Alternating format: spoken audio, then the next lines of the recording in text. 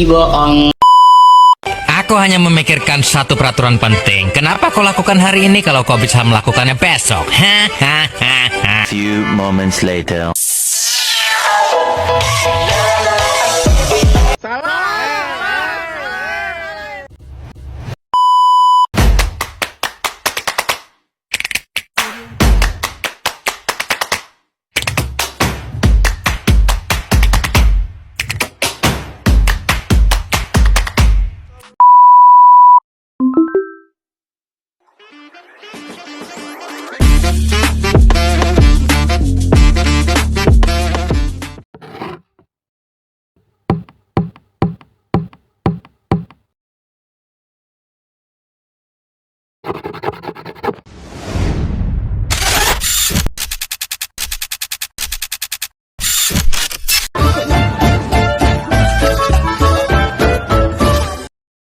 Oke, standby, kamera ready, sound ready, 3, 2, 1, action.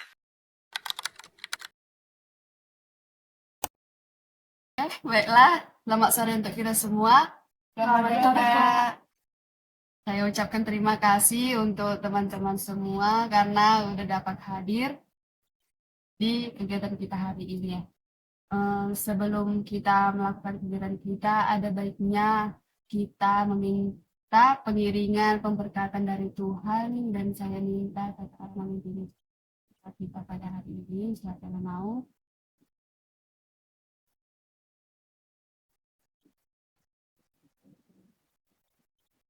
Kita bersatu dalam doa. Pada pintu kita cukup.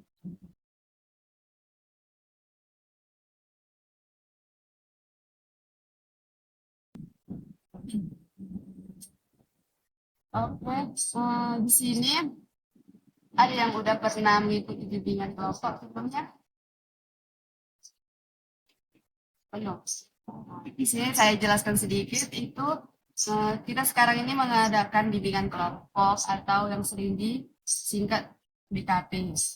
Jadi bimbingan kelompok ini suatu kegiatan layanan yang dilakukan secara bersama-sama seperti kita sekarang ini untuk membahas topik-topik terkini dalam dinamika kelompok. Nah, dari tujuan yang udah saya sampaikan, kira-kira ada yang sudah tahu nggak apa tujuan kita di sini? Diskusi? Ya, ada lagi?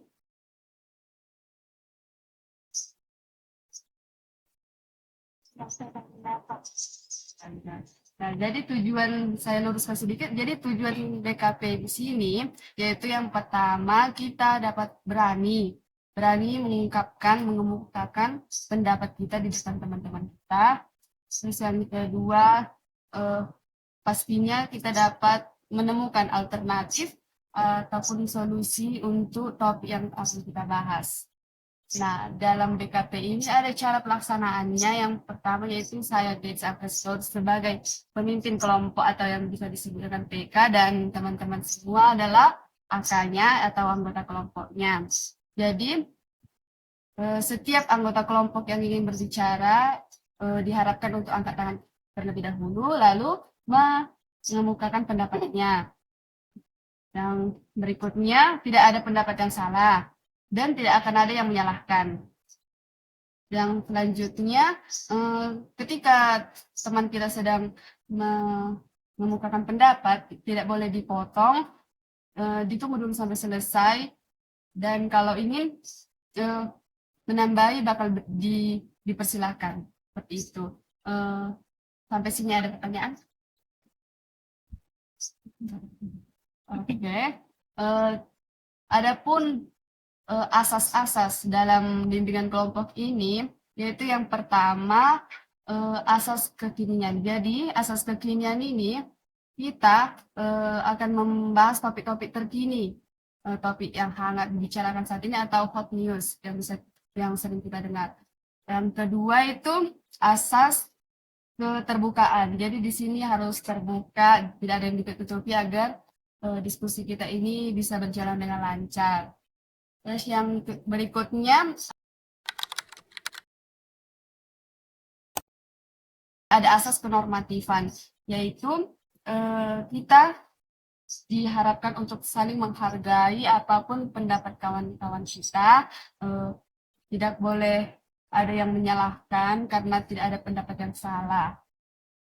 Lalu yang berikutnya ada asas kesukarelaan, di mana setiap teman-teman eh, yang berpendapat sukarela tanpa paksaan untuk diminta untuk berpendapat, tidak ada yang dipaksakan. Terus yang berikutnya asas kerahasiaan, di mana apapun topik-topik yang akan kita bahas pada saat ini itu biarlah hanya sampai di sini aja, biarlah saya dan teman-teman semua dan Tuhan yang tahu apa topik kita pada saat ini. Jangan ada yang mengetahui dari selain daripada kita, karena kalau ada yang mengetahui akan saya berikan. Jadi sampai sini ada pertanyaan? Oke. Biar nggak tegang-tegang kali kan, biar kita saling kenal walaupun udah kenal. Jadi kita bermain games dulu, namanya bola panas. Di mana bola ini akan saya lempar secara acak dan kalian juga akan melempar secara acak sama teman kalian. Dan waktu udah dapat bolanya disebut nama dan hobinya biar saling kenal. Baik, nanti oke, dari aku pertama ya. Saya Glenca Prestorus, hobi saya bermain musik. Saya Glenca Prestorus, hobi saya bermain. Saya Menteri Pertahanan, hobi saya bermain. Saya ini Siregar, hobi saya memasak. Saya masih di Monggolan, hobi saya mengikat. Saya Yuni Mariana Israel, hobi saya bermain musik. Saya adalah Fitri Tukata lagi, hobi saya bermain. Jika plus dulu kita.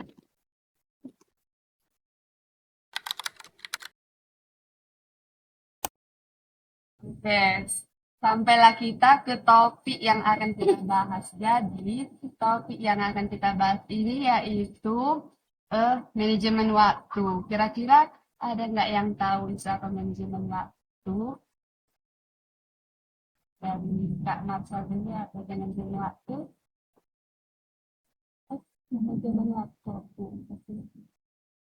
Manajemen waktu, kalau saya itu mengelola waktu dengan baik. Yang coba. Benar ya, manajemen waktu itu mengelola waktu. Apa boleh kita mulai oleh Kak Dedi?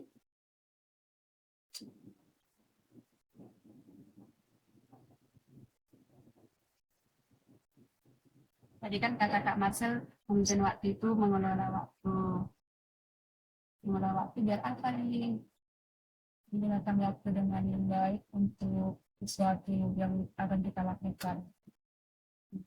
Sangat betul. Ada yang mau menambahi? Kira-kira? Ya, tadi jawaban orang kakak sekalian itu sangat betul ya, kalau manajemen waktu itu mengelola waktu, mengatur waktu agar kita dapat melakukan waktu dengan baik ya, begitu. Menurut kakak-kakak sekalian di sini, apa? Kita kan sering nih mengelola waktu dengan cara salah. Dari manajemen waktu kita ini buruk. Kira-kira apa faktor penyebab manajemen waktu kita ini buruk? Kalau kalian sih? Karena terlalu sering bermain handphone dan malas-malasan. Ya, gitu ya. Ya memang betul. Kita ini apalagi Gen Z ini ya kan, pasti sangat sulit untuk mengelola waktu. Mungkin tambahannya Kak ini karena sering begadang. Betul ya, sangat sangat betul sekali. Karena sering begadang juga sangat membuat waktu kita ini terbuang sia-sia, gitu. Jadi tidak ada waktu. Ada yang mau kirim nambahin? Ya.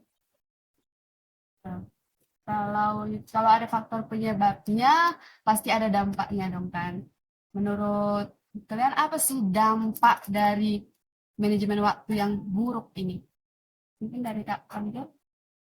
Salah satunya ya kebiasaan yang buruk ya, ya mungkin Pernah beberapa kali lipat atau yang eh, terlalu menyepelekan hal itu, jadi ya karena manajemen waktunya tidak bisa dia memanage waktunya. Ya. Ada lagi yang mau menambahi? Kalian harapkan ya, minta itu akan menyebabkan kita akan tergesa-gesa melakukan suatu kegiatan. Ya betul sekali. Jadi kalau waktu kita ini tidak bisa mengatur dengan baik, pasti tergesa-gesa ya Ustaz. Jadi dampaknya kita jadi tidak bisa, terkadang tidak bisa melakukan hal tersebut karena kekurangan di dalam waktunya. Jadi sesuatu yang kita ingin lakukan ini jadi tidak bisa tercapai.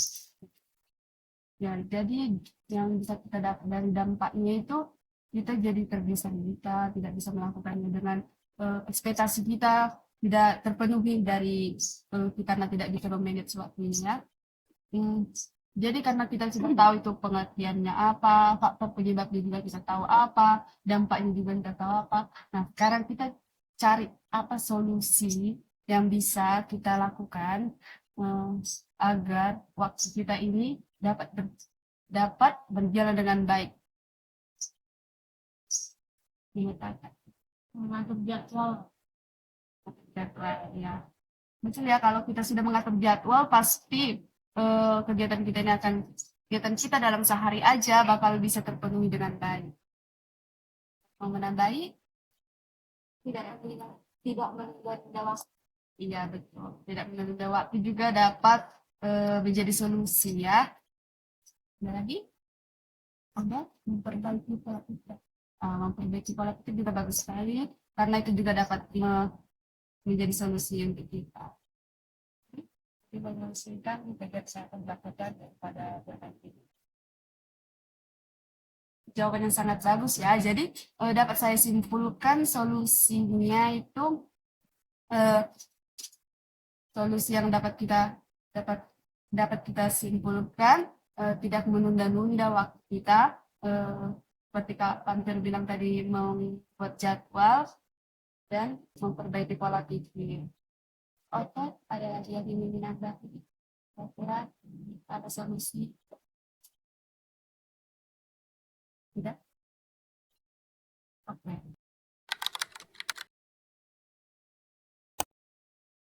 Berakhir sudah diskusi kita tentang manajemen waktu. Sekarang ada dilakukan dalam DKP ada kegiatan ini BMD3, di mana BMD3 itu berpikir, merasa, bersikap, bertindak, dan bertanggung jawab. Nah, ada kita olah satu-satu kan. Kalau bersikap, menurut kakak-kakak di sini, setelah kita berdiskusi nih manajemen waktu, apa sikap yang dapat kita lakukan? Apa sikap yang dilakukan setelah setelah kita mendiskusikan manajemen waktu? Salah satunya memprioritaskan tujuan utama ya, bersikap memprioritaskan. Bagus sekali. Ada yang menambahi?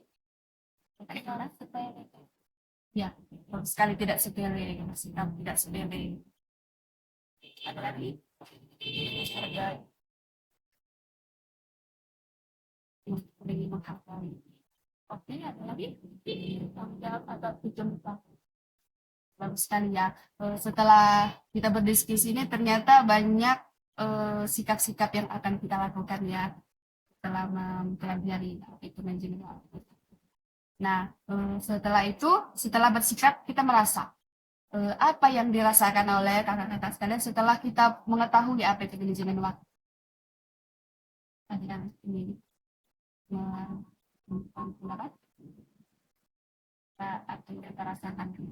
Merasa bahwa waktu itu sebenarnya sangat kecil. Iya.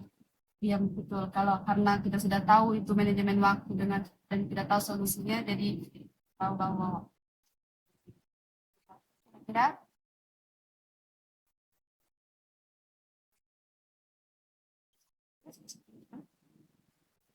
lanjut Setelah kita bersikap, merasa ada yang namanya berpikir. Setelah melakukan hasil diskusi kita, setelah kita mengetahui manajemen waktu, apa yang kita pikirkan tentang manajemen waktu? Berpikir hal-hal baik untuk ke depannya, supaya waktunya tidak habis sia-sia. Nah, sekali ya Kak. Ada lagi? Apa yang kita pikirkan setelah mengetahui manajemen waktu ini?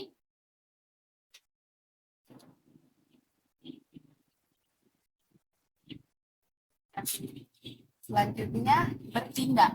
Apa hal yang akan kita lakukan setelah kita tahu tentang manajemen waktu ini? Bahwa waktu itu sangat berharga.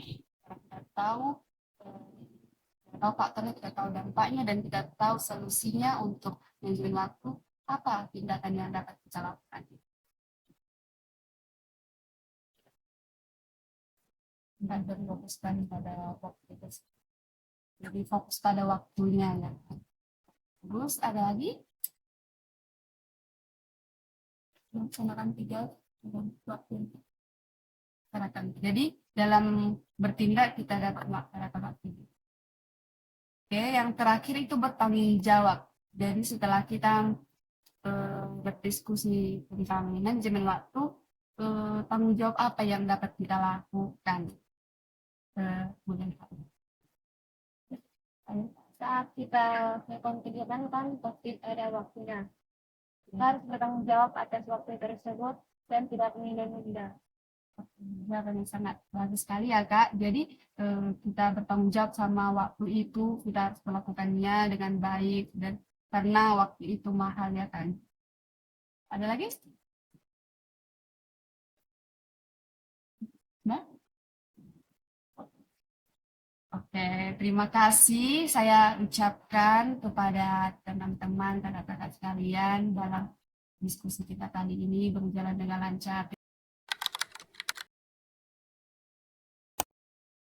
Jadi pengakhirannya karena diawali dengan doa, jadi sekarang kita akhiri dengan doa juga. Siapa kira-kira yang bersedia?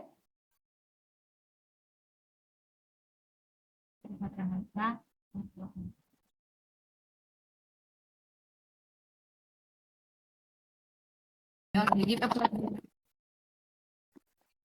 Ngày vô nhà thương, những ngày vô nhà thương, những ngày vô nhà anh biết thương.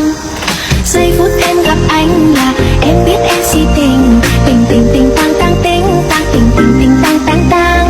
Giây phút em gặp anh là em biết em si tình, tình tình tình toan toan tình mình tình tan tan tan.